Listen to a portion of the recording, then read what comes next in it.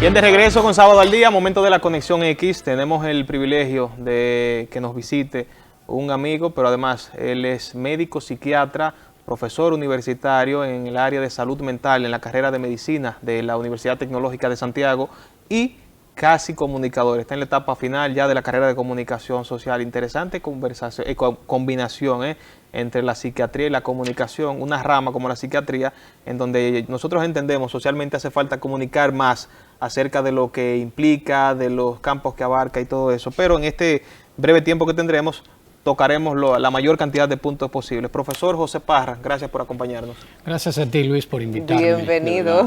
Muchísimas gracias y bueno, un placer estar aquí.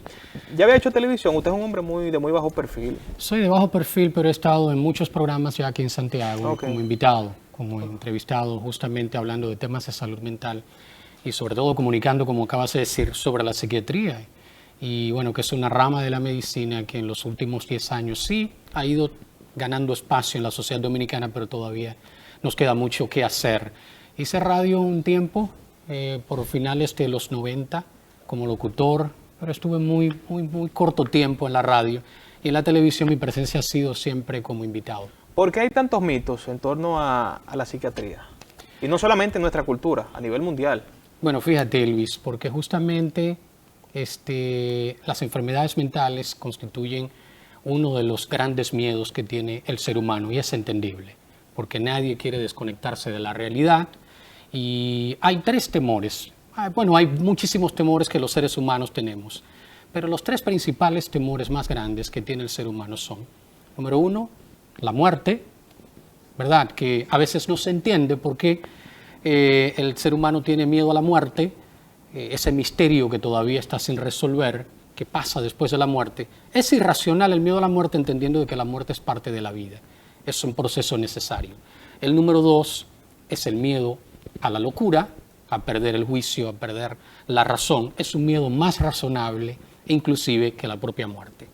Y el número tres es el miedo a la vejez, que también es un miedo irracional, porque envejecer es justamente una parte también de la vida. Entonces, pero de ese se hace más parodia, por lo menos. Claro, sí, claro, y se puede controlar un poco. Vemos envejecientes que se ven muy bien en los últimos años. Y se autoconsuelan con eso. Claro, desde su experiencia, ¿por qué actualmente es tan visible el aumento de trastornos mentales en nuestra sociedad? Bueno, estamos haciendo más conciencia, hay más información. Yo creo que la Internet, esa red mundial que conocemos, la disponibilidad de información ha hecho que la gente se acerque más a esta enfermedad que todavía sigue siendo muy misteriosa porque, bueno, es una enfermedad que afecta un órgano importante que es la mente, en la mayoría de los casos, y la mente no es un órgano que podamos ver ni tocar, pero sabemos que está allí en el cerebro. Es como decir, la mente está en todas partes en el cerebro, pero al mismo tiempo no está en ninguna. ¿Por qué? Porque la mente, más que una entidad per se, es un conjunto de funciones. Y las funciones son las que sí podemos localizar en áreas específicas de nuestro cerebro. Entonces, las funciones mentales superiores que van como, por ejemplo, desde el pensamiento, el razonamiento, el juicio, el lenguaje, la atención, la concentración, la memoria, entre otras. Esas son las funciones mentales que constituyen esa entidad misteriosa que todavía no sabemos explicar con exactitud por qué se generan muchas de las enfermedades de la mente. Las neurociencias han ayudado, toda esa información que las neurociencias han ofrecido para explicar el fenómeno de la enfermedad mental ha ayudado a que la gente se acerque un poquito más, tenga más conciencia y por ende más informada, busca más ayuda. ¿Quién protagoniza la tasa más alta, las mujeres o los hombres? Dependiendo, porque las enfermedades mentales son muchas. Hay algunas de ellas en que la tasa de prevalencia es mucho más alta en los hombres.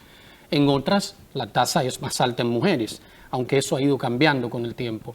Lo que quiero decir es que justamente hay algunas enfermedades que son no particulares de un sexo, pero tienden a atacar más a un sexo. Por decir un ejemplo, las adicciones, que aquí tenemos una gran tasa de adictos, pero que todavía es un tema que está sin tratar. Está pendiente ese tema en nuestro país. Si nos ponemos a buscar la información que tenemos más actualizada del alcoholismo en República Dominicana, bueno, vamos a encontrar una tasa más alta en los hombres con problemas de alcoholismo que en las mujeres. ¿Por qué? Porque los hombres por historia y digamos, por muchos otros factores, los hombres tienden a consumir más alcohol que las mujeres, aunque repito, eso ha ido cambiando. Si nos vamos a los trastornos del afecto, Las mujeres casi siempre en el lado de la depresión llevan ahí una ligera ventaja. No quiere decir que los hombres no se depriman, no quiere decir que los hombres no tengan trastornos del afecto y específicamente la depresión. Quiere decir que la mujer probablemente manifieste más los síntomas de depresión que el propio hombre. ¿Por considerarse el sexo débil? Bueno, es que nosotros realmente no hablamos de un sexo débil. Para nosotros eso no existe, simplemente hay dos sexos, el hombre y la mujer, y con sus particularidades biológicas que los hacen diferentes, luego con muchísimas similitudes en el plano social, en el plano psicológico. La mayoría de diferencias psicosociales que nosotros establecemos entre los hombres y las mujeres son exactamente eso, diferencias establecidas por la propia sociedad. Las mayores diferencias que uno puede notar entre los dos sexos, entre el hombre y la mujer, son las biológicas, que para mí como médico son las que terminan siendo las más importantes. Las demás no es que no lo sean, pero realmente no hay un sexo débil, no hay un sexo fuerte. Hay dos sexos que ambos son sexos sujetos y expuestos a sufrir cualquier enfermedad mental, porque hay algo importante, Luis. La enfermedad mental no discrimina sexo, no discrimina edad, no discrimina estatus social, no discrimina ni siquiera, por ejemplo, estatus académico. Hay muchísimos profesionales que tienen un trastorno mental y hacen una vida funcional y normal. Académicos que dan clase en una universidad, en una escuela, en un colegio, que están en el sistema, por ejemplo, educativo, que son investigadores, catedráticos de gran fuste, y se medican. Tienen una enfermedad mental necesariamente no se manifiesta con comportamientos culturalmente atípicos. Sí, de hecho hay algunas enfermedades psiquiátricas que son propias de ciertas culturas y que probablemente en esas culturas no se consideren como enfermedades per se, porque forman parte de todo el acervo cultural. En otras no son consideradas necesariamente enfermedades mentales, pero aquí probablemente muchos trastornos que nosotros consideramos como enfermedades aquí en nuestro país, en otras culturas no lo son. Es mínimo el porcentaje de esos fenómenos, pero se da, es un fenómeno que existe. Se habla de que el cerebro deja de producir ciertas sustancias y que esas sustancias pueden causar inconvenientes o trastornos o, en dado caso, hasta afectar el comportamiento de las personas a su máximo nivel.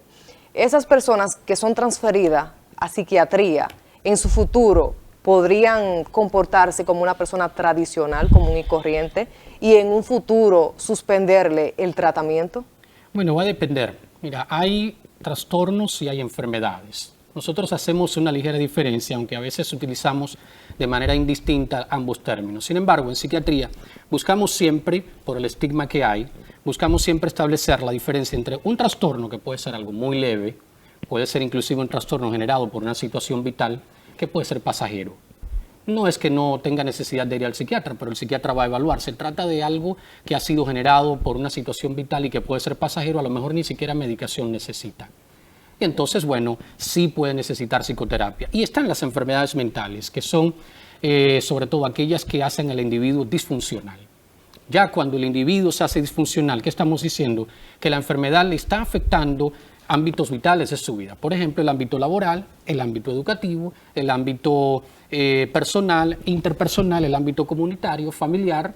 Y entonces ya cuando esos ámbitos vitales se ven afectados por esa enfermedad mental, ya el individuo se hace disfuncional, lo que quiere decir que necesita ayuda, probablemente un tratamiento farmacológico y psicoterapéutico que no sabemos por cuánto tiempo se va a prolongar.